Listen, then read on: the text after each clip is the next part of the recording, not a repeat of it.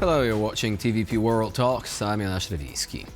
Recent reports indicate the rise of a new dangerous phenomenon, criminal and extremist groups targeting vulnerable youth through video game-related chat and websites. From far-right propaganda in Minecraft to drug cartels hunting for recruits on Discord, the real world is invading virtual spaces in the most sinister and insidious ways. What can be done to protect children from being drawn into real-world crime and extremism without stifling the freedom and creativity inherent in online gaming? Joining us now is Igor Protasowicki, cybersecurity expert from the Vistula University. Hello and welcome to TVP World. My pleasure to be here. So, apparently this is a major problem. What is on the news today is Roblox blocking communication between adults and kids. So would you say that this is the result of the industry finally taking this issue seriously?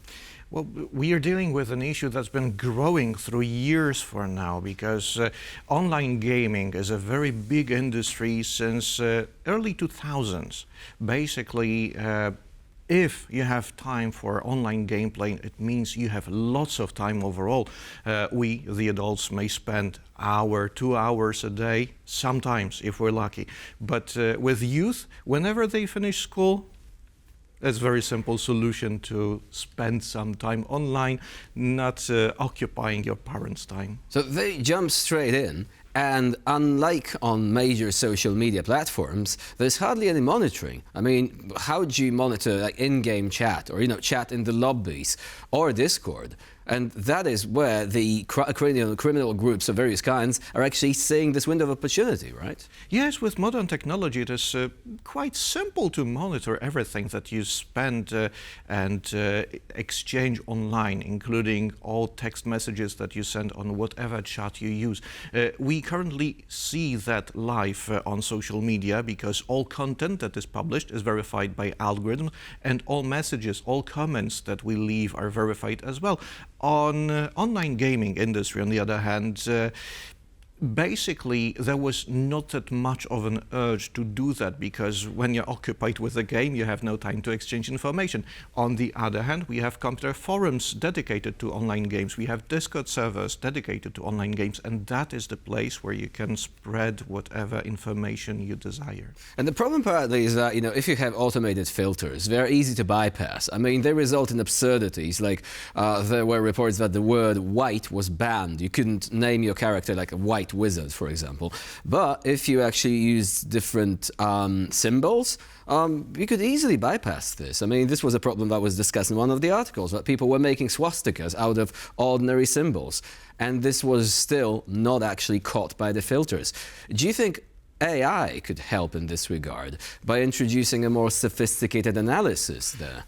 Yes, of course. Not just banning words, but monitoring the content itself. AI basically helps in both ways. Helps to create better security measures and to bypass them at the same time, because it gives you already solutions. So now, when looking at the situation, we had a case study here in Poland. A group of players on an FPS game basically created a gang, they recruited kids into that gang, and they essentially paid them with virtual currency to buy in-game items for real-world crime, like extortion, like false bomb threats to various institutions. Well, unfortunately, young minds are very simple to confuse and very simple to make them to cooperate. You don't even have to put too much pressure. Basically, it's a method of carrot and stick, usually even without a stick. Carrot, in the meaning of this virtual currency, is very tempting for youth that are spending lots of time in the online world, sometimes even confusing whatever happens in the online world towards what happened in a real life, because they put exactly the same value to both. So if you want to convince them to commit anything, you don't even have to pay them real money these days. And this is a troubling phenomenon. I mean, according to reports from the UK, 13% of those being investigated by the MI5 for extremism are below the age of 18. Do you think we're ready for this sort of thing? Like, people being recruited in game-adjacent forums, right? And being fed extreme ideologies. Yes.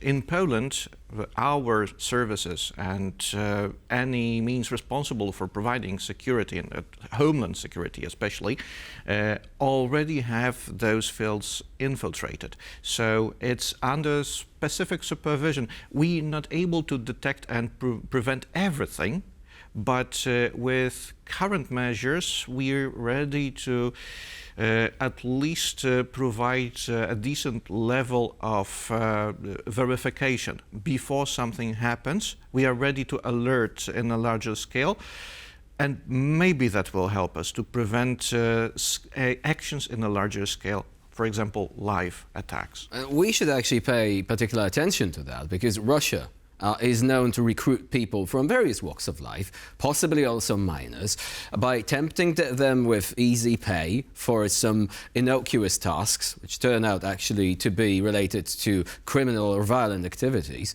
Do you think that this should also be a focus of our services, to monitor game-related forums for recruitment in this way?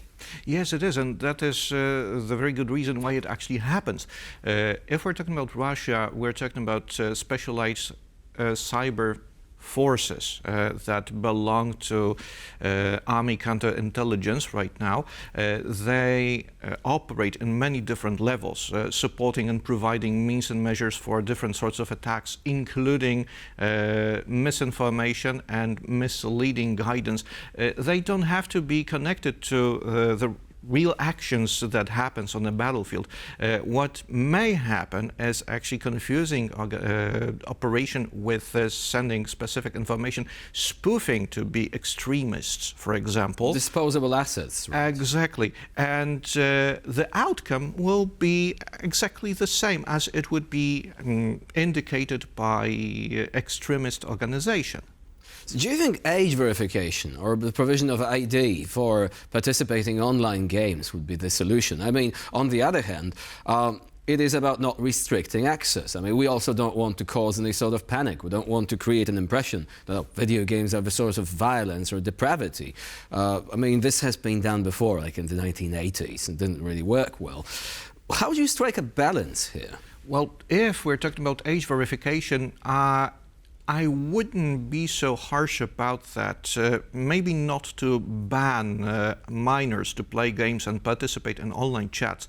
Maybe to create a boundary between elderly players and youth players in order not to communicate to each other, to prevent possible what wrong Roblox outcome. is doing, right? Yes. Can you actually, cheat these measures? Like, trying to present false information if it's based on a face scan? Couldn't you use AI to generate a false image and bypass that? That's the major fear, right? Yes, unfortunately, yes. AI helps us with everything. So whenever some new measures of security are created, AI helps us to avoid them, go underneath and hide your true identity, for example. And if we're talking about online gaming, this is the industry that is developing constantly. So with new countermeasures, new measures of providing security are created. But what's the alternative? Like providing your ID? I mean, surely the industry wouldn't take well to the idea of entering a virtual environment being as difficult as, say, applying for a passport. Well, okay, even if we introduce the extreme measures, like asking players to provide their digital signature, like the personal ID, in order to log on to a server and play online, nothing would stop minors of taking their parents' IDs and playing with their identity. Simple as that, unfortunately, right? Yes. So at least it might make things more difficult, but monitoring and analysis still should remain key in this regard. Igor Protasowicki was our guest today here on TVP World. Thank you very much for joining us and for sharing your insight. My pleasure. And I'm Igor Protasowicki. You're watching TVP World. Please stay with us here for more latest news, updates and commentary.